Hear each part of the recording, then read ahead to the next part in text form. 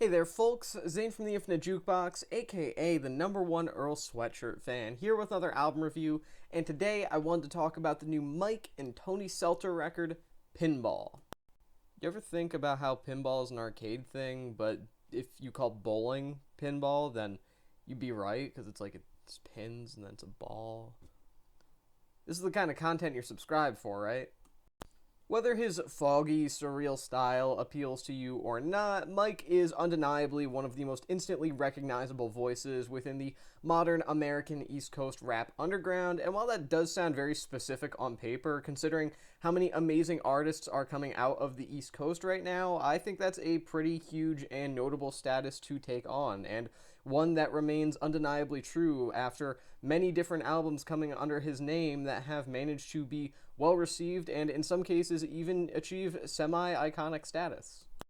Each release that he chooses to put out is another addition to a catalog with a cult fan base that is seemingly defining him as one of the most significant and impactful experimental rappers of the modern day.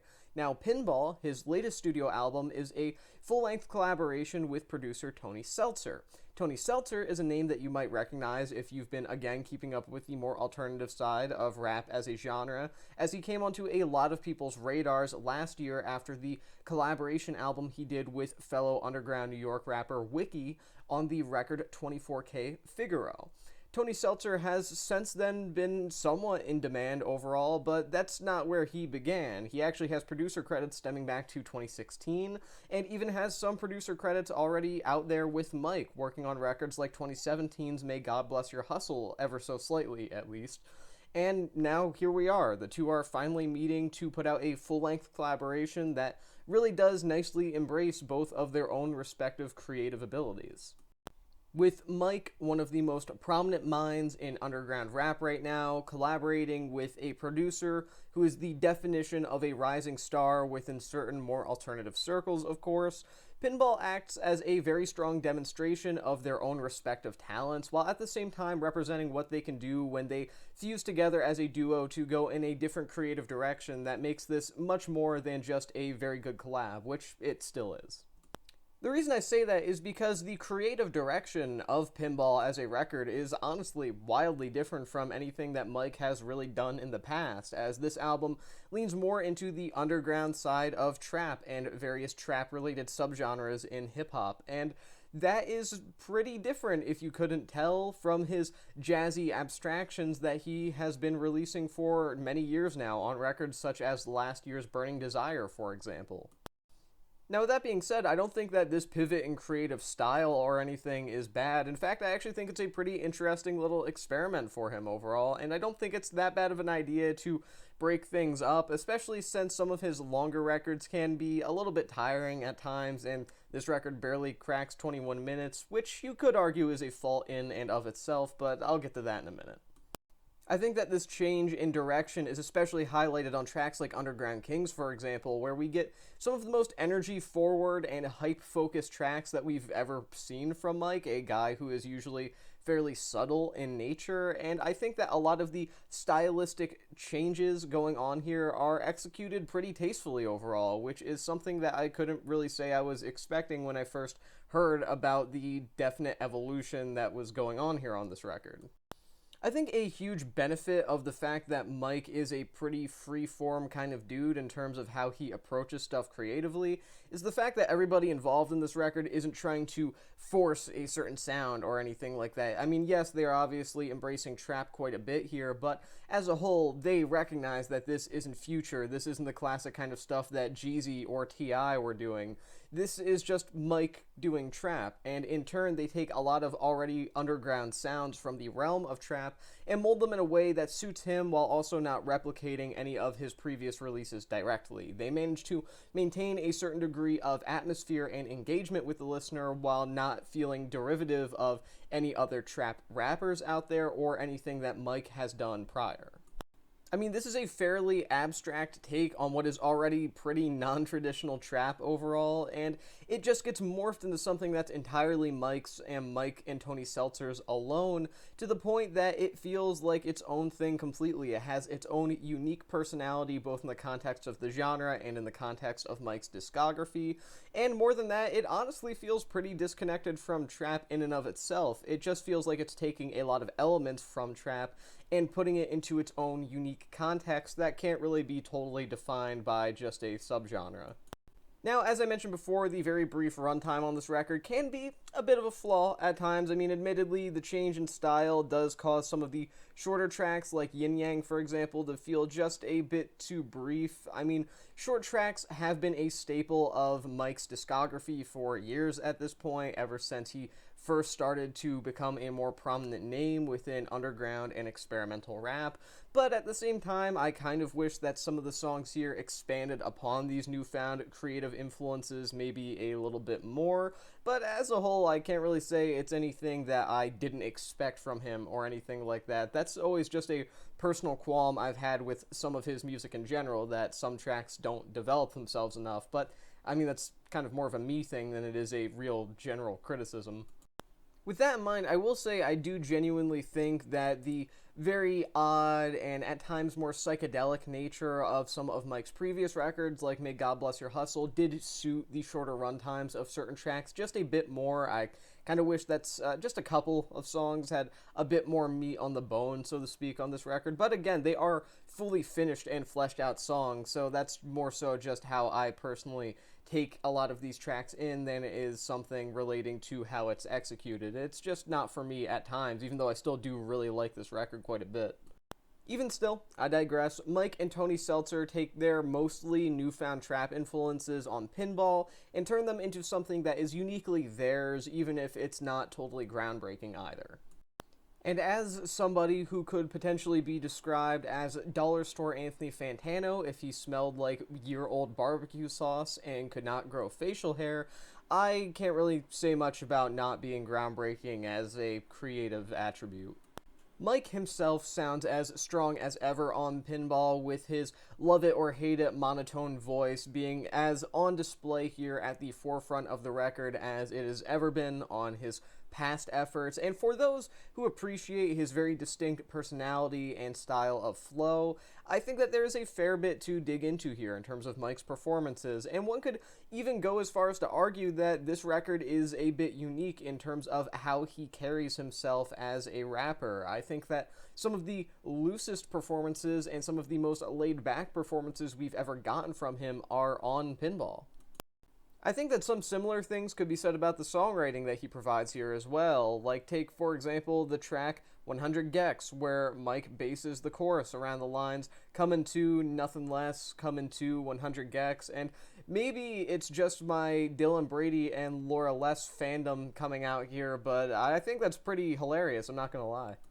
And don't get me wrong, Mike still feels like a stone-cold performer here, and he hasn't lost any of the, again, distinct charisma and personality that he's always brought to his music. It just feels like this is a significantly more relaxed side of his performance style and sound that we rarely get to see, as it's often overshadowed by a lot of his deep, sometimes cryptic poetics, and often fairly impenetrable style of songwriting.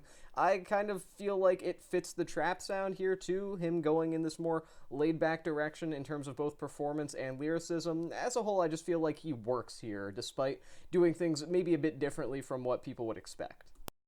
The features throughout this record are pretty strong as well. For example, you have Jay Critch adds a sense of very necessary energy on the track Reminiscing. You have Earl Sweatshirt on God, which is more than pleasant to hear. And Niante helps close out the record pretty well with 2K24 Tour, which is a pretty solid closing track, albeit kind of a low light on the album, just because it doesn't quite close out the record in a super satisfying way. I won't lie, I do think that some Mike fans will kind of shun this record, because there are times where Pinball feels more like Mike and some of his collaborators slash friends having fun in the booth with a different sound than they normally play with than it does the sort of highly literate journeys that some of his most well-received records often feel like. But at the same time, I think it's genuinely pleasant to hear him in this environment with this style, and if this is the kind of direction that he's going in for the time being, or at the very least is for a record or two, an EP or two after this, I am perfectly fine with that. It's nice to see the guy switch things up. I think part of that stems from the fact that, as I said, Mike is at times, as a figure, as a creative mind, a bit difficult to stomach in terms of really digesting a lot of his very spiritual songwriting at times, and because of that, hearing him on this record come across as very open, very personable, I think it's interesting. I'm not necessarily saying that this is totally going to define Mike's future. I mean, it could potentially if he wants that, but I digress. My point is that I think this album shows a side of Mike that we don't often, if really ever, get to see, and I'm personally more than okay with the 20-ish minutes here that show that off. Well, when you take into account features and also just the instrumental parts of the record, it's more like 15, 16 minutes, but you get my point. It's a unique album for him. Tony Seltzer, producer for this record, also gets to take some time to show off his production abilities here. He gets to demonstrate his excellent abilities as a producer in a role that honestly largely defines the charisma of the album. Like I said, Mike sounds excellent here, don't get me wrong, but I don't think this record would be nearly successful as it is without Tony Seltzer providing some instrumentals that feel inspired, yet at the same time fitting for the individual that's actually rapping over them. The entire record atmospherically manages to achieve this sort of breeziness that nonetheless is never really warm, which I find kind of interesting. I don't think I really need to explain how warmth kind of tends to come with a lot of loose, laid-back music, the kind of stuff that's really easily accessible. This album kind of feels more like you see a group of people who are some of the coolest people you've ever seen, but you also recognize that they're like way too cool to hang out with you, and they think you're a total dork, so you just kind of witness them doing their own thing from the sidelines. That's sort of what this record feels like. I would actually say that sonically, Pinball almost kind of feels like a particularly well-executed short film. Barely cracking 21 minutes, it manages to go through a variety of sounds and styles, introduce a variety of embellishments and subtleties, while at the same time never becoming too self-indulgent or falling in some sort of pit because of its own style or substance issues. This feels like it's pretty perfectly executed for what it is. Would I have liked a longer record? Yeah, maybe, but at the same time, I can't really complain when pretty much every single instrumental here, on Seltzer's part at least, is executed flawlessly. Like I said, you have a number of different instrumental styles here that are approached, that are done in some form that feels different from the last track, but at the same time, they never feel disconnected. You have the whining synth that underlines the track R&B that I feel is almost G-Funk adjacent, which kind of makes sense when you consider the fact that Seltzer has worked with a couple of West Coast rappers in the past. You have the beat to Lethal Weapon, which has this floaty yet jagged feel that makes it kind of worn out feeling, which is perfect for Mike's delivery style, kind of causing this very almost cold and empty, void-like feel about it. I think as a whole, Seltzer really kills it here in terms of production. Tony Seltzer has really only been in the discussion of producers to keep track of for a fairly brief period of time now. Like I said, he's been working for quite a bit at this point, but I don't really think he came onto most people's radar until 24K Figaro with Wiki last year, and if anything, Pinball continues to cement him as a producer to really just keep a well-trained eye on, because between 24K Figaro and this, I think that he's extremely promising and potentially even one of the most unique, interesting producers out there right now. I'm not going to say that for sure at the moment.